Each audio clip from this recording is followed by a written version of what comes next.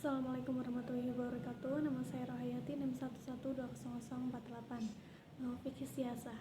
Setiap negara memiliki sistem politik yang berbeda-beda, namun Islam telah memiliki sistem politik yang disebut dengan fikih siasah, di mana tujuan dari aturan fikih siasah tersebut merupakan salah satu instrumen untuk mewujudkan negara yang adil dan terpenuhinya hak-hak rakyat.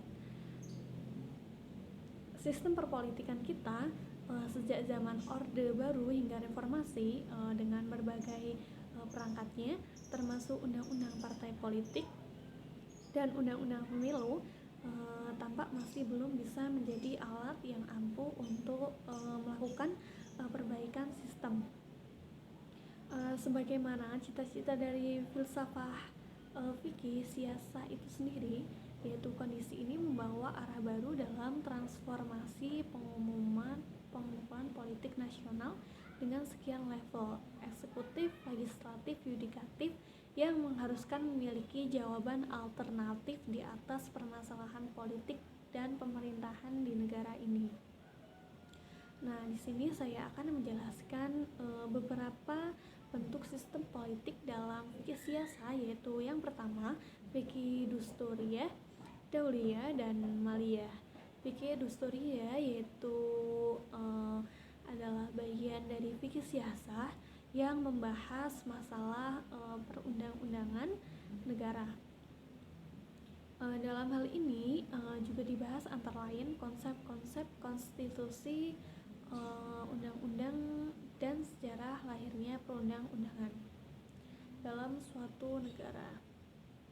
Yang kedua yaitu legislasi, bagaimana cara perumusan perundang-undangan, lembaga demokrasi dan syura yang merupakan pilar penting dalam perundang-undangan tersebut. Di samping itu, kajian ini juga membahas konsep negara hukum dalam siasah dan hubungan timbal balik antara pemerintah dan warga negara, serta hak-hak warga negara yang wajib dilindungi. Adapun permasalahan di dalam fikih siasah dusturiyah yaitu hubungan antara pemimpin di satu pihak dan rakyatnya di pihak lain, serta kelembagaan-kelembagaan yang ada di dalam kemasyarakatannya. Oleh karena itu, di dalam fikih siasah dusturiyah biasanya dibatasi hanya membahas pengaturan dan perundang-undangan yang dituntut oleh hal ihwal kenegaraan dari segi persesuaian dengan prinsip-prinsip agama dan merupakan realisasi kemaslahatan manusia serta memenuhi kebutuhannya. Ulama-ulama terdahulu umumnya lebih banyak berbicara tentang pemerintahan daripada negara. Alasannya karena fakta sejarah Islam menunjukkan bahwa masalah yang pertama dipersoalkan oleh umat Islam setelah Rasulullah wafat adalah masalah kepala negara.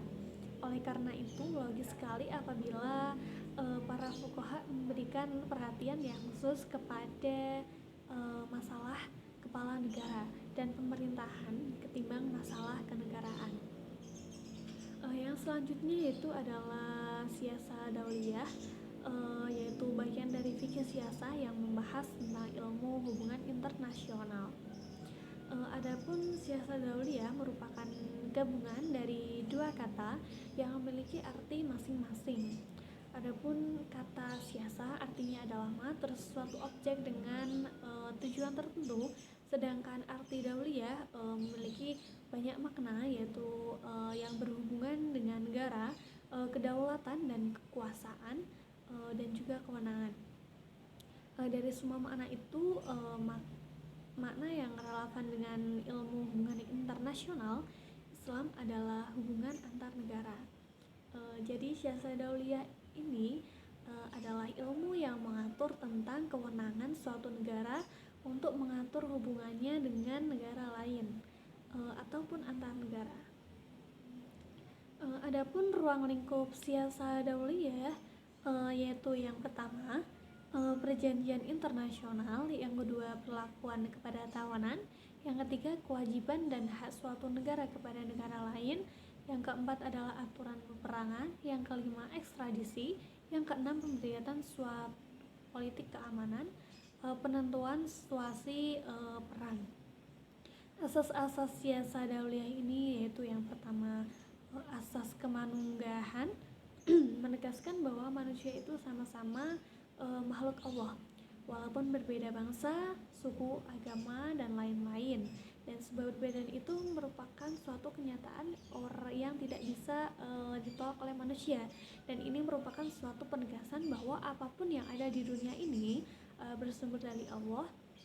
Dan asas ini menghendaki supaya tidak ada konflik antar bangsa, karena sebab hukum asal antara manusia adalah harmoni.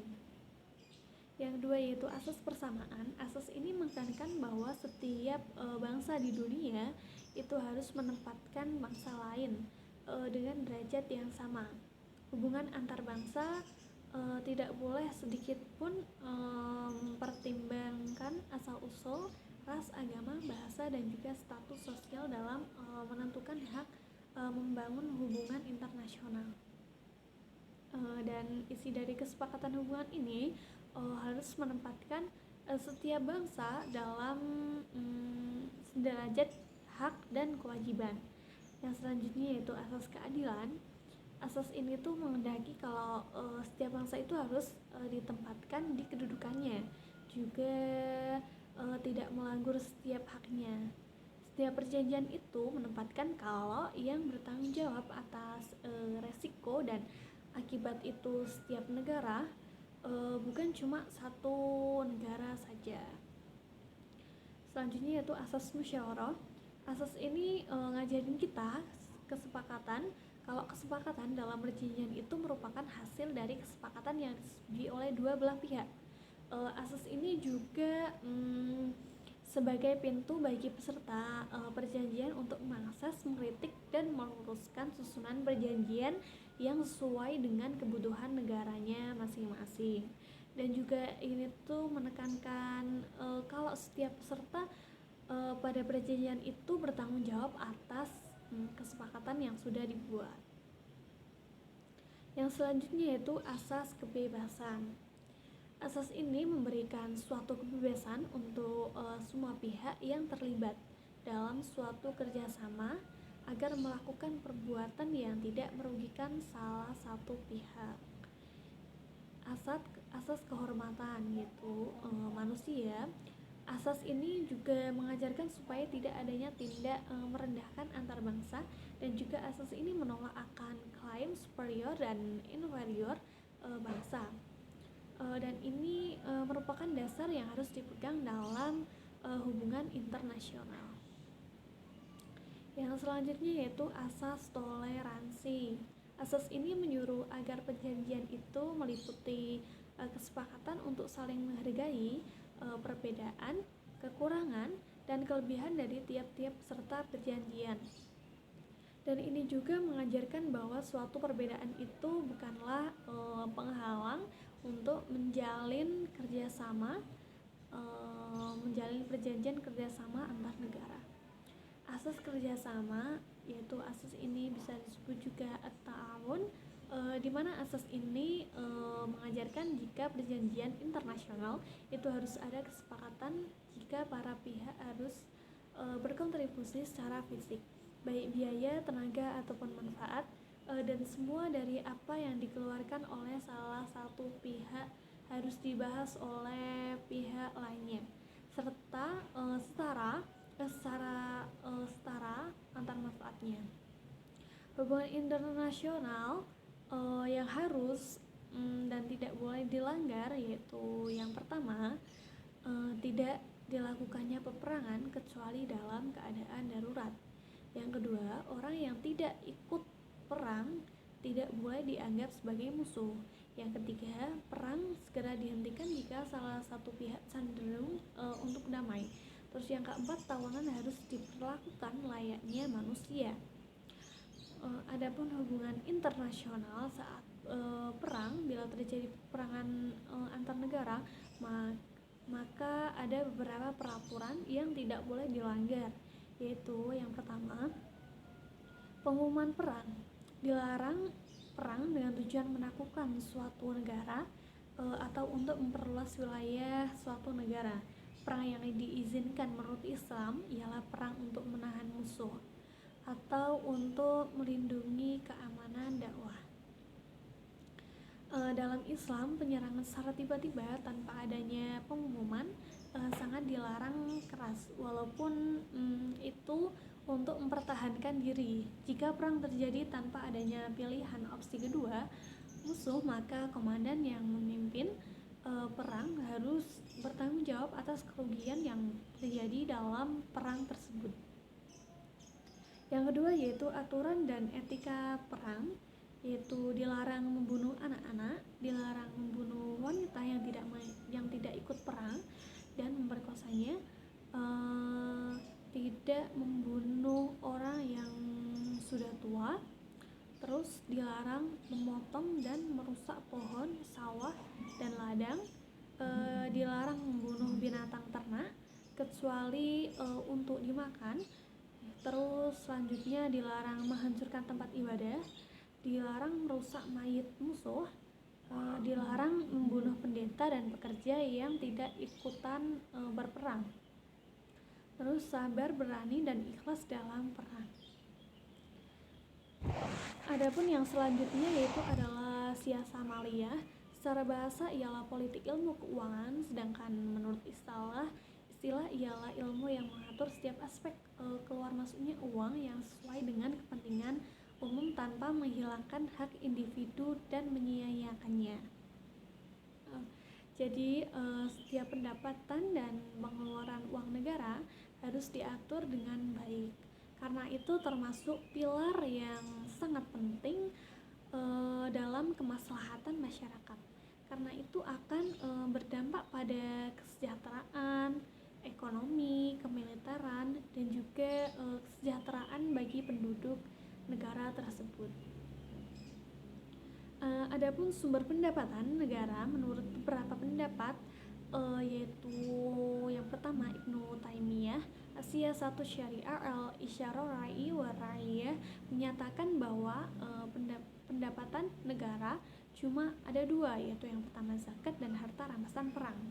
Selanjutnya menurut Muhammad Rashid Ridho Al-Wahyu Al-Muhammad, harta rampasan itu berupa zakat, harta rampasan perang, dan jizyah atau pemberian yang didapat dari kalangan minoritas sebagai jaminan atas mereka, baik jaminan keselamatan, keamanan, jiwa, harta, ataupun hak asasi mereka.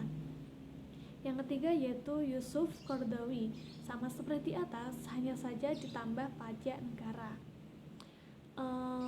Adapun siasah maliyah ini secara etimologi yaitu mengatur politik keuangan. Dalam fikih siasah maliyah, orang kaya disentuh hatinya untuk mampu bersikap dermawan, dan orang yang miskin diharapkan untuk bersikap selalu sabar dan selalu bekerja keras untuk berusaha dan berdoa kepada Allah Subhanahu wa taala. Adapun ruang lingkup siasah, cara kebijakan yang diambil oleh pemerintah suatu negara agar masyarakat tidak mengalami kemiskinan dan terbebas dari himpitan ekonomi. Maliyah yaitu yang pertama hak milik, yaitu harta perseorangan yang juga dilindungi oleh syarak. Terus zakat merupakan sejumlah harta yang tertentu yang diwajibkan Allah untuk memberikan kepada orang yang berhak menerimanya. Zakat mulai dan diwajibkan kepada umat Islam pada tahun kedua Hijriyah. Zakat meliputi zakat mal, binatang ternak, emas, perak, biji-bijian, terus buah-buahan, harta perniagaan, zakat rikas, dan zakat fitrah. Ghaimiyah adalah harta yang berhasil dirampas dari orang-orang kafir melalui peperangan. Dalam ini kewajiban dalam harta ghaimiyah untuk dibagi 5 dan menyalurkan seperlimanya kepada sekelompok yang telah disebutkan Allah dalam Al-Quran, dan sisanya dibagikan kepada pasukan yang ikut berperang. Terus yang keempat yaitu jizyah adalah iuran negara yang diwajibkan atas seorang ahli kitab sebagai imbalan bagi usaha mereka membela dan melindungi mereka, atau sebagai imbalan bahwa mereka memperoleh apa yang diperoleh oleh orang Islam tersendiri, baik dalam kemerdekaan diri, pemeliharaan harta, kehormatan. Kalau di Islam ada zakat, kalau buat orang non muslim ada jizyah. Yang kelima yaitu al-haraj. Dari segi bahasa berasal dari kata akhraja yahriju ikhrajan, yang artinya dasarnya mengeluarkan. Adapun yang mengatakan bahwa haraj berasal dari bahasa Persia haraja, yang berarti pajak.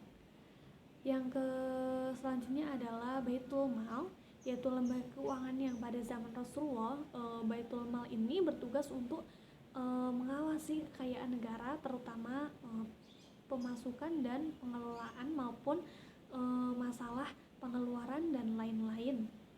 Baitul Mal pihak yang memiliki kewajiban dalam tugas khusus untuk melakukan penanganan atas segala harta yang dimiliki oleh umat dalam bentuk pendapatan maupun pengeluaran. Terima kasih, sekian dari saya. Wassalamualaikum warahmatullahi wabarakatuh.